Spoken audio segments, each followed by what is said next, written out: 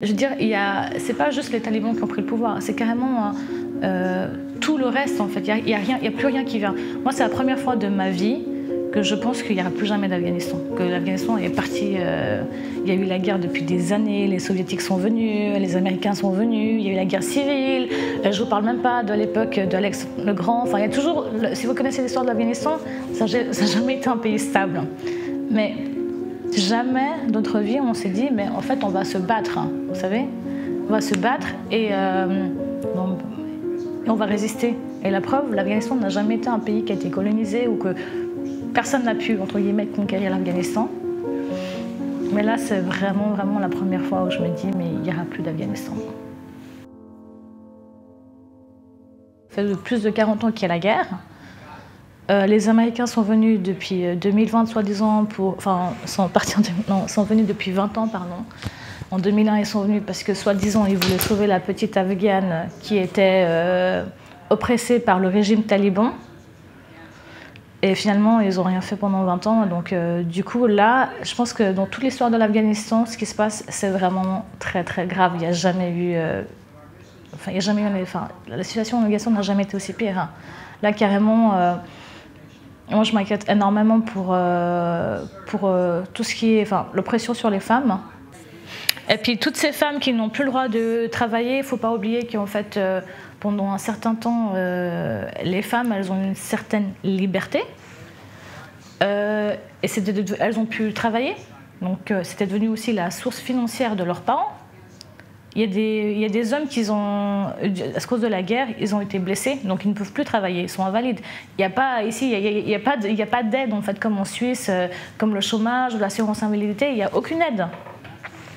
Donc ces filles, elles ont pris tous les jours un risque de partir travailler en se disant soit je vais me faire violer, soit on va me kidnapper, soit il y a une bombe qui va exploser, mais elles ont pris le risque pour nourrir leurs parents. Et maintenant, elles ne peuvent même plus faire ça. J'ai l'impression qu'on n'a que nos yeux pour pleurer. En fait, la seule chose qu'on peut faire, c'est aider, entre guillemets, le peuple afghan. Mais même ça, j'ai l'impression que c'est devenu impossible. Hein. Et ce que Macron, Biden dit, mais en fait, vous savez, tout le monde parle par rapport à leur propre intérêt. Les étrangers qui sont venus en Afghanistan, ils avaient un intérêt, que ce soit économique. Vous savez, la guerre, c'est pas nouveau. Ça a toujours apporté de l'argent. Où il y a de la guerre, c'est où il y a de l'argent. Et ce que les Américains ont fait, c'est très lâche. Pendant 20 ans, ils sont venus pour faire quoi en Afghanistan? Parce qu'il ne faut pas oublier que leur premier but, soi-disant, c'était de retrouver le fameux Ben Laden fantôme qu'on n'a jamais retrouvé en Afghanistan, mais qu'on a retrouvé au Pakistan, et puis d'aller sauver ces pauvres Afghanes qui sont oppressés. Mais qu'est-ce qu'ils ont fait? Ils n'ont jamais rien fait. Ils ont fait encore pire de ce qui était il y a 25 ans en arrière. Donc, en fait, c'est bien joli leur discours, mais ça ne sert à rien du tout. Alors moi, j'ai de la famille à Kaboul, donc personnellement, j'ose pas les appeler parce que c'est trop douloureux pour moi. Surtout qu'actuellement, je devais être en Afghanistan. J'avais pris 3 semaines de vacances pour m'y rendre parce que je me suis dit les Américains vont partir, je ne sais pas ce sera quand la prochaine fois que je peux y retourner. Et Dieu merci, mon patron m'a empêché d'y aller. Et je le remercie parce que là aujourd'hui j'aurais été aussi à Kaboul. Donc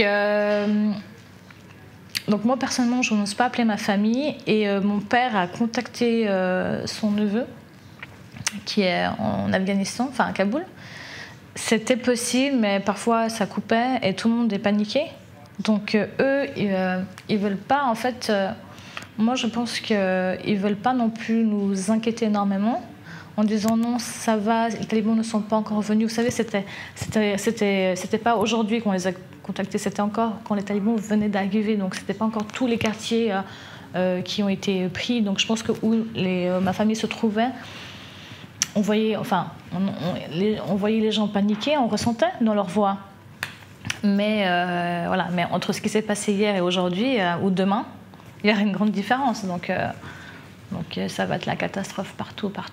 Surtout que je précise encore une fois, parce que c'est vraiment important de mentionner ce sujet, que les talibans ont quand même dit qu'ils vont prendre les filles de 12 ans jusqu'à 45 ans, ils vont faire une liste, que ce soit des filles qui ne sont pas mariées ou qui sont veuves, pour en faire des esclaves sexuels. Et entendre ça, parce qu'on ne dit pas dans les médias, mais nous on sait, on entend ce qui se passe en Afghanistan, parce que nous on a le contact direct, si vous voyez. On n'est pas sur le terrain, mais il y a eu des vidéos qui ont été filmées. Donc c'est pas des choses qu'on invente parce qu'on veut inventer. C'est un fait, c'est réel. Et tout le monde en fait est paniqué. Imaginez-vous, vous avez un enfant. Moi j'ai pas d'enfant. J'ai pas d'enfant, mais j'ai une petite nièce que je vois une fois par mois. Elle a 7 ans, elle est chaud en Suisse, tout va bien. Imaginez la détresse de ses parents. Non seulement ils se disent, on est en Afghanistan, la vie n'a jamais été simple pour nous. On n'a eu que la misère et la guerre, on ne sait même pas pourquoi. Pourquoi en fait il y a pourquoi il y a autant de guerres depuis 40 ans? Ça n'a jamais été stable. Mais en plus de ça, on se dit, il y a eu la misère, il y a eu le corona entre guillemets aussi. Ça c'est qu'un détail, le corona. Mais on dit, nos filles ne vont pas avoir leur liberté, ne vont pas avoir droit à la formation, à une certaine éducation. Mais en plus de ça, on va en faire des esclaves sexuels. Mais est-ce que vous vous rendez compte de l'état d'esprit que ces gens y sont? C'est même plus parce qu'ils sont paniqués, parce qu'il y a une bombe qui va exploser. C'est qu'on va venir arracher leur enfant. Je veux dire, c'est pas juste les talibans qui ont pris le pouvoir, c'est carrément tout le reste en fait. Il y a plus rien qui vient. Moi, c'est la première fois de ma vie que je pense qu'il n'y aura plus jamais d'Afghanistan. Que l'Afghanistan est parti... il y a eu la guerre depuis des années, les Soviétiques sont venus, les Américains sont venus, il y a eu la guerre civile, je ne vous parle même pas de l'époque d'Alex le Grand. Enfin, il y a toujours... Si vous connaissez l'histoire de l'Afghanistan, ça n'a jamais été un pays stable. Mais jamais, dans notre vie, on s'est dit, mais en fait, on va se battre, hein, vous savez? On va se battre et on va résister. Et la preuve, l'Afghanistan n'a jamais été un pays qui a été colonisé ou que... Personne n'a pu, entre guillemets, conquérir l'Afghanistan. Mais là, c'est vraiment, vraiment la première fois où je me dis, mais il n'y aura plus d'Afghanistan. Il n'y a plus d'espoir parce que les talibans ils sont venus en 96 et on a vu ce que ça a donné. Mais ça a duré 5 ans, entre guillemets. Et soi-disant, les Américains étaient venus pour sauver, soi-disant. Mais là, il n'y a même plus un espoir de soi-disant les Américains vont nous sauver. Il n'y a plus toutes les personnes qui se battaient. Il n'y a plus personne. Le président est parti. Les personnes comme le général de Somme qui défendait Mazar Sharif ou d'autres personnes comme lui, ils ont pris la fuite. Donc même ces chefs guerriers, il y avait certaines personnes qui étaient pour ou contre en fait eux, même eux ils sont partis. C'est-à-dire qu'il n'y a plus personne qui va défendre les Afghans. Ok, bah écoute, merci Soraya. Merci.